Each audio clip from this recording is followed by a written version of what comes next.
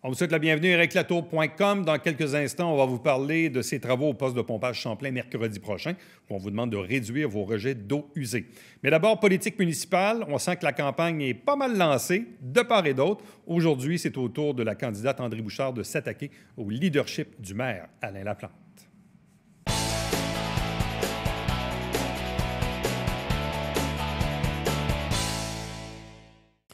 De semaine en semaine, on sent qu'on est en période vraiment préélectorale au municipal à Saint-Jean-sur-Richelieu. On connaît maintenant les deux principaux candidats à la mairie, les deux équipes en présence. Il y a chacune des équipes aussi qui a déjà présenté quelques-uns de ses candidats. Mais au-delà de ça, on sent aussi que les deux formations politiques, ils vont de déclarations, de prises de position, de différentes communications. Il y a quelques jours, on recevait le maire, Alain Laplante, évidemment, qui était très satisfait du jugement de la Cour d'appel qui lui donnait raison pour le remboursement de ses frais d'avocat dans sa poursuite contre Guy Sanson. Mais de l'autre côté, on a vu aussi Mme Bouchard attaquer le maire sur le leadership, entre autres dans le dossier du REM. Elle est avec nous aujourd'hui. Mme Bouchard, bonjour et bienvenue. Bonjour, M. Latour. On sent qu'on a monté d'un cran parce qu'au-delà de présenter nos candidats de part et d'autre, vous-même, vous avez senti le besoin de faire une sortie publique. Entre autres, il y a eu le dossier du REM qui a entraîné beaucoup de déceptions dans la région. Le fait que le REM ne viendra pas à l'intersection des autoroutes 10 et 35. Mais rapidement, vous avez attaqué le maire sur ce sujet-là. Pourquoi? J'ai attaqué le maire. J'aime pas tellement l'expression parce que ça faisait quand même un bout de temps que je m'apprêtais à... Je voulais parler du leadership. Pour moi, c'est quelque chose que je suis toujours en apprentissage face à ça. Puis, à l'écoute des séances du conseil de ville, force est d'admettre que la forme de leadership qui est exercée, c'est pas nécessairement la forme de leadership que je privilégierais. Alors, quand est arrivée l'annonce du REM, j'ai eu un exemple matériel suffisamment visible pour la population pour parler de mon sujet, c'est-à-dire le leadership. Bon. Mais disons qu'on vire ça, je me fais un peu l'avocat du diable, comme on connaît l'expression, mais même si Alain Laplante avait fait ceci, cela, est-ce que la décision de la Caisse de dépôt aurait été la même? Écoutez, je l'ai dit dans ma capsule, là, je ne suis pas certaine. Toutefois, je pense que l'exercice au bout duquel il fallait aller, c'est à tout le moins de développer les bons partenariats pour parler de ce dossier-là durant les 3 années où est-ce qu'on a eu ce conseil de ville-là. Le dossier était préparé, était bien ficelé. Il l'a été précédemment par M. Fecteau et son équipe. Il y avait même en partenaire les autres maires des cantons de l'Est. Alors, tout était bien ficelé et pendant 3 ans, à aucun moment au conseil de ville, il n'en a été question. C'est comme si on attendait des nouvelles, alors que je pense que c'est des dossiers où est-ce qu'il faut que tu prennes ton bâton de pèlerin, puis tant pour la municipalité de Chambly que pour celle de Saint-Jean. Bon. Effectivement, puis Michel Fecteau est venu sur ce plateau, puis lui-même a expliqué un peu l'historique, disant, écoutez, moi, j'ai téléphoné à Denis Lavoie à Chambly, puis à son collègue à Granby, puis bon... Maintenant, est-ce que Alain Laplante aurait dû en faire plus, en faire moins? La question que je me pose, c'est comment se fait-il qu'il n'y a pas de coalition de maires? Est-ce que c'est la responsabilité du maire de Granby, de Bromont, de Chambly, de Saint-Jean? Mais bref, comment se fait-il qu'il n'y a pas de coalition d'élus municipaux en ce moment pour faire pression sur le gouvernement? Moi, c'est ça la question que moi, je me pose actuellement comme citoyen. Bien, moi, je pense qu'il y a des démarches quand même qui sont en route. Si je me fie au dernier conseil municipal, je pense qu'il y a une réunion qui va avoir lieu dans les semaines à venir avec les gens du gouvernement pour connaître les véritables raisons. Parce que ça ne peut pas être juste une raison financière. On sait que les transports collectifs, ça se peut que ce ne soit pas nécessairement rentable, mais c'est un investissement sur l'avenir. Comment ça se fait qu'il n'y a pas de coalition? Moi, je me questionne aussi sur le fait que les citoyens de Chambly, entre autres, devraient être encore plus virulents que nous parce que eux, étant donné qu'ils font partie de la CMM, en plus, ils paient pour ça. Ils vont payer pour le REM. Alors, puis en plus, il y avait toute la question du terrain qui appartient déjà au MTQ, puis qui était choisi pour ça, puis qui finalement, il n'y en aura pas. Mais vous avez senti le besoin aussi d'écrire au ministre Bonnardel, qui, en passant, est député dans la région de Granby, une région qui bénéficierait du REM jusqu'à la 1035.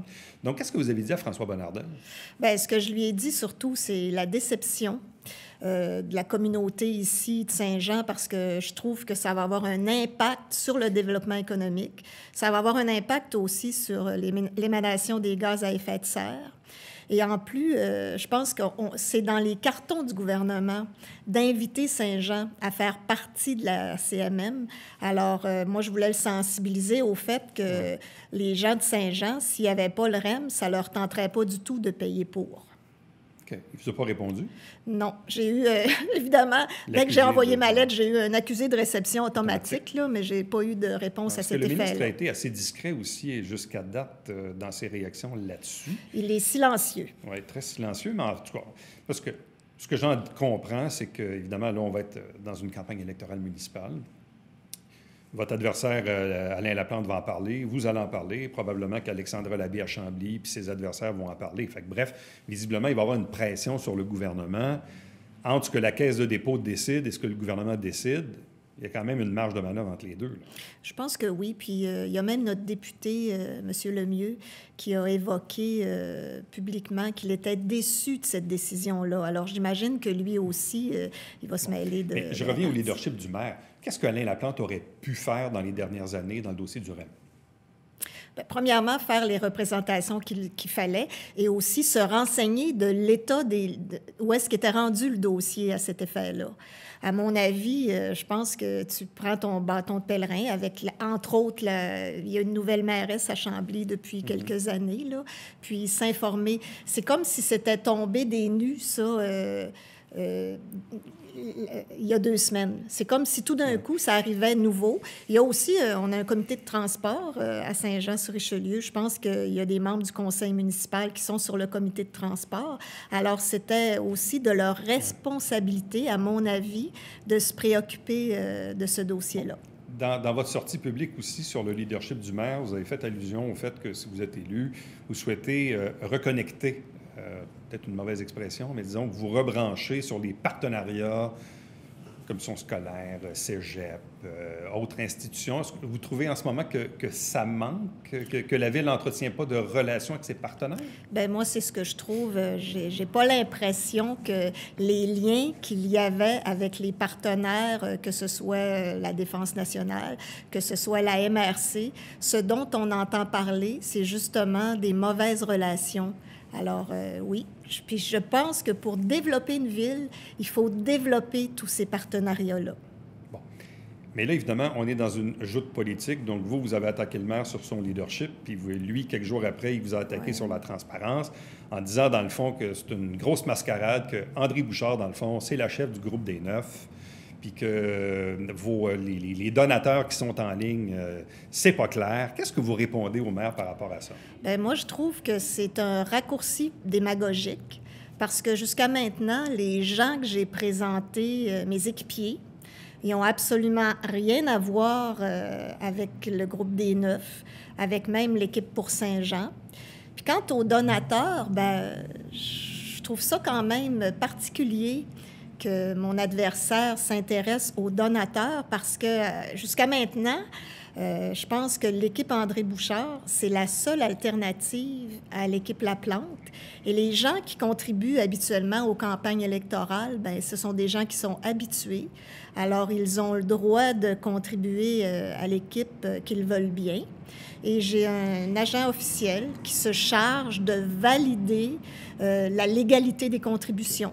Mais alors, en ce moment, depuis la création de l'équipe André Bouchard, avez-vous reçu des contributions? Bien sûr qu'on a des contributions. On en a eu, je pense qu'on a été autorisé le 9 ou le 10 décembre. Alors, il y a eu des contributions en 2020, puis on en reçoit en 2021. Et est-ce que ces contributions-là sont publiques? Est-ce qu'on peut facilement y avoir accès? Absolument, sur le site du DGE. Maintenant, est-ce que le site est à jour? Moi, c'est une information que je n'ai pas, mais la loi oblige l'agent officiel à envoyer ses reçus au DGE, puis le DGE comptabilise et fait une liste officielle. D'ailleurs, c'est la seule liste officielle des gens qui contribuent aux campagnes. Bon, vous parlez de raccourcis démagogiques, mais dans les faits, Robert Lancio ou Fernand Pasquale, qui est associé à l'ancienne équipe pour Saint-Jean, qui n'est pas fermé techniquement, sont aussi des supporters de l'équipe André Bouchard. Donc, quand le maire dit André Bouchard, dans le fond, c'est la chef du groupe des Neufs, parce qu'elle est supportée par le même monde, vous lui dites quoi? Bien, ce que je dis, c'est que ces gens-là, ils ont le droit de contribuer à l'équipe qu'ils veulent bien. Et si ça leur tente pas, s'ils n'ont pas l'intérêt de contribuer à l'équipe Laplante, bien, il faut qu'ils contribuent à l'équipe André Bouchard. Ouais. Puis le fait, justement, qu'il y a une limite maximale de contribution, à mon avis, ça empêche toute forme de népotisme ou de conflit d'intérêts. Bon. Autre aspect aussi, parce que le maire, je sais qu'il vous a remis l'appareil, là, il dit, bon, il dit, nous autres, il dit, nos conseillers sortants, Bessette, Marilyn Charbonneau, Yann Langlois, ils sont déjà commis, on sait qu'ils vont se représenter avec nous. Comment se fait-il que Mme Bouchard n'annonce pas tout de suite les conseillers sortants qui vont se présenter avec elle? Est-elle gênée de le faire? Oh, je suis loin d'être gênée de le faire. Moi, je vais être fière de tous mes candidats. Tous les équipiers de l'équipe André Bouchard méritent de gagner, sauf que avoir le type de politique que M. Laplante ou que l'équipe Laplante fait, j'ai comme l'intention de protéger les conseillers sortants le plus longtemps possible, parce que j'imagine que l'opération dénigrement va commencer comme ça a commencé pour mes donateurs. Donc, vous, votre crainte, dans le fond, c'est que si les quelques conseillers sortants qui vont se présenter avec vous s'affichent officiellement avec l'équipe André Bouchard, vous pensez que, dès la prochaine Assemblée, ils seront la cible de M. Laplante? C'est ce que je pense. C'est ce que je pense, mais toutefois, je ne retarderai pas indûment, là. Moi, j'ai une stratégie pour dévoiler mes candidats, puis c'est très bientôt que je vais dévoiler les conseillers qui sont déjà en fonction. C'est juste que je voulais, à tout le moins, prouver aux gens qu'il y avait des gens, il y avait des citoyens dans la population de Saint-Jean qui étaient toujours intéressés à se présenter comme conseillers. Dernière question d'actualité, parce qu'il y a quelques jours, la Cour d'appel a confirmé que le maire Laplante avait le droit de se faire rembourser ses frais d'avocat dans sa poursuite contre Guy Sanson. Qu'est-ce que vous en pensez? Moi, je pense que si la Cour d'appel a statué là-dessus, ça doit être ça. Moi, je fais confiance à la justice. Maintenant, est-ce qu'on avait raison d'aller en Cour d'appel pour ça? Je ne suis pas certaine de ça. Je ne suis pas certaine que c'était la meilleure décision. Que la Ville aille en appel de la première décision, voilà, dans le fond. Voilà. OK. Bon, André Bouchard, merci beaucoup. Ça fait plaisir. J'ai l'impression qu'on va se revoir périodiquement, vous et M. Laplante, là, dans les prochaines semaines. Bonne pré-campagne. Merci beaucoup. Restez avec nous. Au retour, on vous parle de ces travaux importants à la station de pompage Champlain la semaine prochaine, où on devra réduire nos rejets d'eau usée.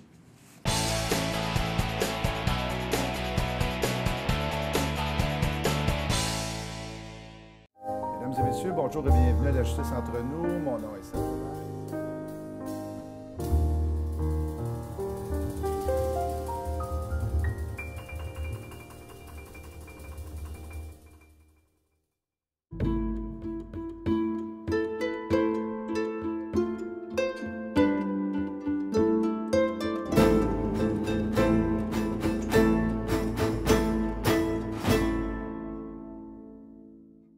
Salut, ici Alexandre Baudouin. Et François Trépanier. François, cette semaine à Sport Express. Directeur du service de la culture, des loisirs et du développement social à la ville de Saint-Jean-sur-Richelieu. Dans un autre ordre, mais t'es tous nommés. Mario Bastien. Manquez pas ça.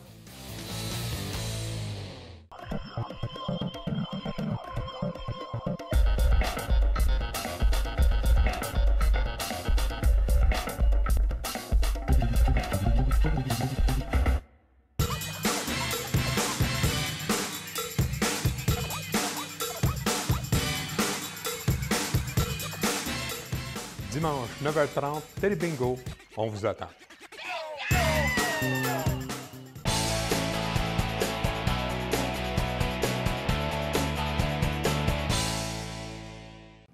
C'est le genre de nouvelle qui revient occasionnellement, puis pas juste ici à Saint-Jean-sur-Richelieu, un peu partout. Mais je pense aussi qu'il faut à chaque fois un peu réexpliquer et vulgariser les raisons pour lesquelles on fait ça. Je parle ici des travaux au poste de pompage Champlain à Saint-Jean-sur-Richelieu qui vont se tenir mercredi prochain. Évidemment, quand on fait ce genre de travaux-là, on est obligé de déverser des eaux usées. On peut demander aux gens, évidemment, de faire leur part et d'en rejeter un peu moins. Mais on a comme un peu pas le choix. Et avec nous, pour en parler, le directeur ou chef de division au niveau assainissement de la Ville de Saint-Jean, Sébastien Marquis. Bonjour et bienvenue. Oui, bonjour, merci. Bon, d'abord, le poste Champlain, c'est à peu près quoi? Le poste le plus important qu'on a en termes de pompage dans la ville? Bien, en termes de pompage, le poste Champlain dirige environ 60 des eaux usées, donc à la station d'épuration pour y être traité. Donc, ça se trouve être un poste quand même majeur à Saint-Jean. Oui, c'est ça. Donc, 60 des eaux usées passent par le poste Champlain. Oui, bien, c'est ce qu'on a indiqué aussi dans le communiqué de presse. Donc, à vrai dire, c'est un ouvrage majeur dans lequel la majorité des eaux passent par ce poste-là, malheureusement. Donc, tandis qu'on a beaucoup de postes de pompage, le territoire en compte 36, finalement. Donc, il y a 36 postes de pompage, mais lui seul vaut pour à peu près 60 Oui, exactement. Mais c'est pas le plus jeune. Mais pour pas dire le plus vieux. à vrai dire, tous les postes de pompage ont été mis en service dans la même période dans les années 90. Donc, l'usine d'épuration a été mise en service en 97. Donc, ce qu'on peut dire, c'est que la majorité des postes de pompage datent des années 90. Donc, puis ça, c'est à l'époque, c'est la SQUA qui avait un programme d'infrastructure pour l'assainissement des eaux usées au Québec. Donc, c'est eux qui ont financé les travaux, je crois, à 90 %. Donc, dans la conception du poste Champlain aussi, ils ont été impliqués à ce moment-là. Bon. Et de mémoire, on a déjà effectué des travaux au poste Champlain dans les dernières années? Oui, bien, à vrai dire, les travaux s'exécutent annuellement. Donc, à chaque année, on doit faire des entretiens préventifs à la mécanique. Puis aussi, on fait le nettoyage du puits humide. Donc, il y a des déchets qui s'accumulent à proximité des pompes. Donc, à chaque année, on doit faire un arrêt de pompage pour nettoyer l'ensemble du puits humide, mais aussi l'entretien mécanique du poste. Bon. Et là, quand on prend une expression anglaise, là, quand on met la switch à off, là, il se passe quoi? C'est ou bien on déverse dans la rivière, ou bien ça remonte dans les toilettes d'un sous-sol du monde. C'est ça le choix, là. Bien, à vrai dire, oui, tout à fait. Les eaux usées s'écoulent normalement de manière gravitaire dans les réseaux sanitaires. Donc, quand les eaux arrivent au poste Champlain, ils ont deux choix. Il y a deux options. Soit qu'ils sont pompés vers la station d'épuration, ou ils peuvent être déversés par des ouvrages de surverse qui vont à la rivière Richelieu. Donc, c'est certain qu'en période d'opération normale, le poste de pompage fonctionne, puis les eaux sont traitées. Bon. Mais en même temps, si on remonte aux années 90 et moins, il n'y en avait pas d'assainissement. Non. Donc, les rejets, ils allaient dans la rivière avant 24 heures par jour. Oui, c'est ça, exactement. Avant 97, l'ensemble des eaux usées de la municipalité, à l'époque, ça inclut Iberville, le regroupement qu'il y a eu. Donc, à vrai dire, c'est quand même très récent, l'assainissement à Saint-Jean. Donc, de déverser une journée, c'est plate, mais en même temps, c'est pas dramatique non plus, là. Mais c'est sûr que nous, s'il y aurait d'autres options pour faire le traitement, notre plus gros défi puis notre plus grosse problématique, c'est le volume d'eau usée qui est impossible à gérer. Donc, lorsque c'est des postes de pompage de plus petit volume, bien, c'est possible pour nous de mettre en place un système de pompage temporaire. Le transport des eaux usées, on a déjà fait ça aussi. Oui. Mais le poste Champlain, de par son volume, c'est un volume qui... Un peu ce que vous aviez fait avec l'ancien Pont-Gouin, là. Quand on a fait le transfert, on était capable d'avoir une mesure palliative. Avec le poste Champlain, vous n'êtes pas capable de faire ça, là. Non, bien, d'autant plus que le poste Champlain est environ à 3-4 km de la station d'épuration. Donc, c'est impensable d'installer une conduite temporaire sur cette distance-là. Bon, on parle d'un déversement estimé de 25 000 mètres cubes d'eau. Pour le commun des mortels, c'est quoi ça, 25 000 mètres cubes d'eau? Ça représente à vrai quoi, dire, dans le fond? On me pose souvent la question. J'ai malheureusement pas la réponse. Je ne voudrais pas vous dire n'importe quoi, mais souvent on fait référence à des piscines olympiques ou des choses comme ça. Donc, de piscines, là. Qui sont plus tangibles. Donc, mais 25 000 mètres cubes, ça correspond environ à 50 % du volume d'eau usée traité quotidiennement à la station d'épuration. Quand même. OK, ça nous donne quand même une bonne idée, là. Et là, dans le fond, ça veut dire que mercredi prochain, puis en principe, ça dure de 6h30 le matin jusqu'à 18h30 au maximum. Là. Des fois, c'est un peu avant. Mais on comprend que pendant à peu près 12 heures de temps, on arrête la station de pompage. On est obligé de déverser dans le Richelieu le temps de faire les travaux d'entretien dont vous avez parlé. Qu'est-ce que les gens peuvent faire en amont?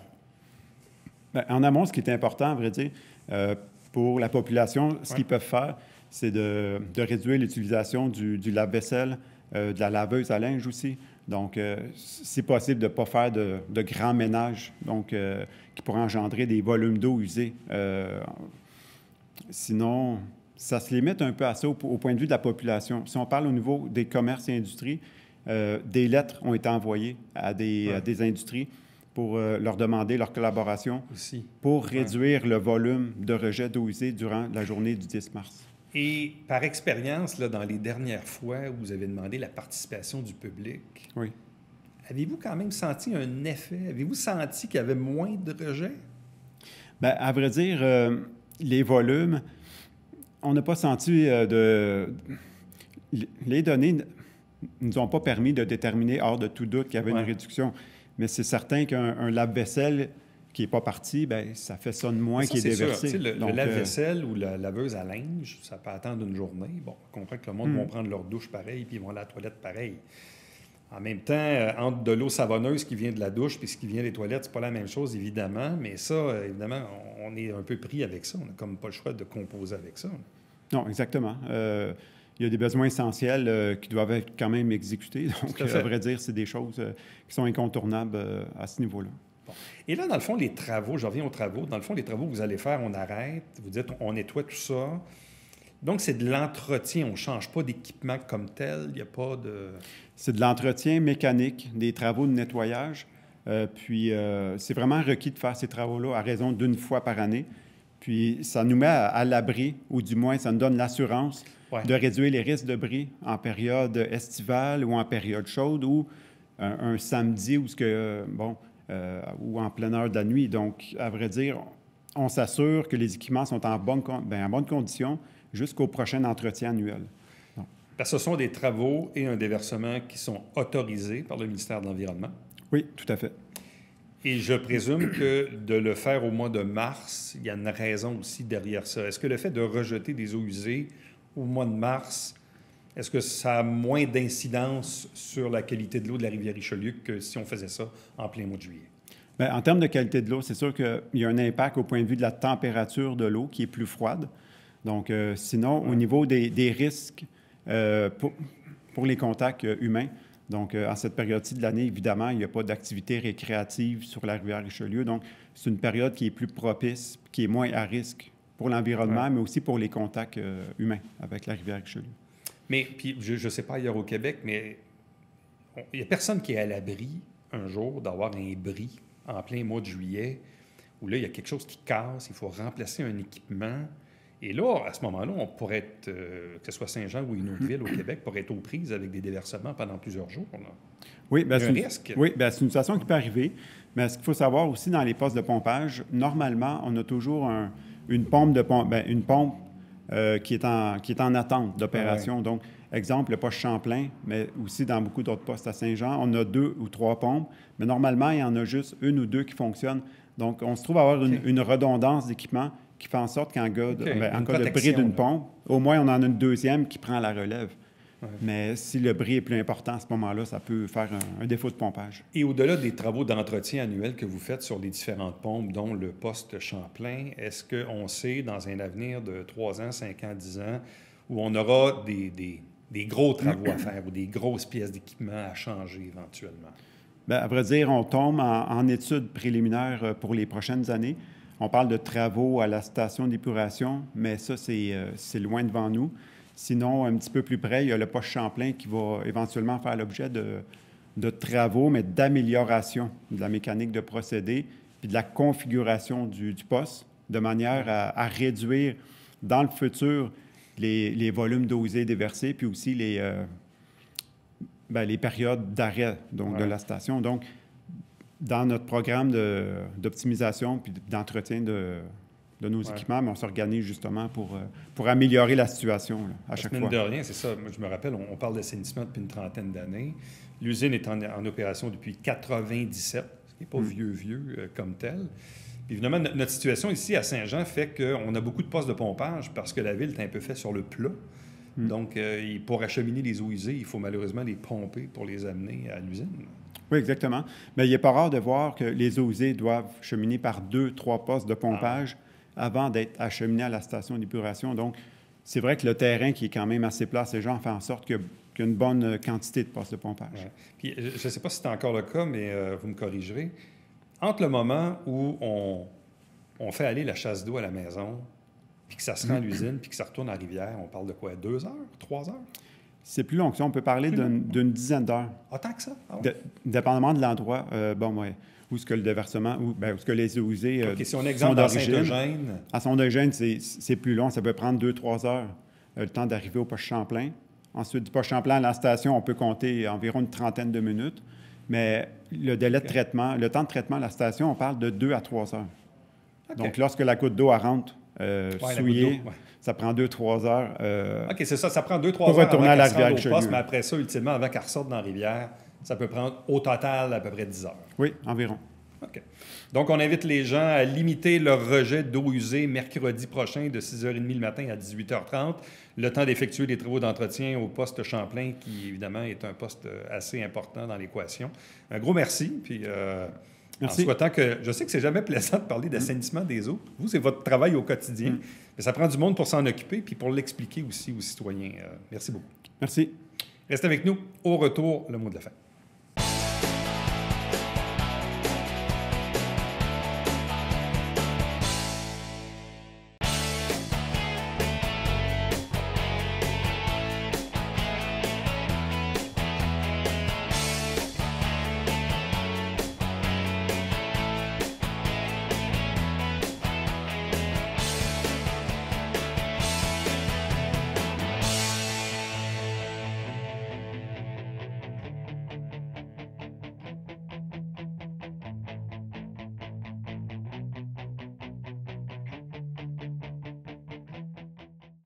Développement durable, vous pouvez bien sûr participer à cette démarche à la Ville de Saint-Jean-sur-Richelieu.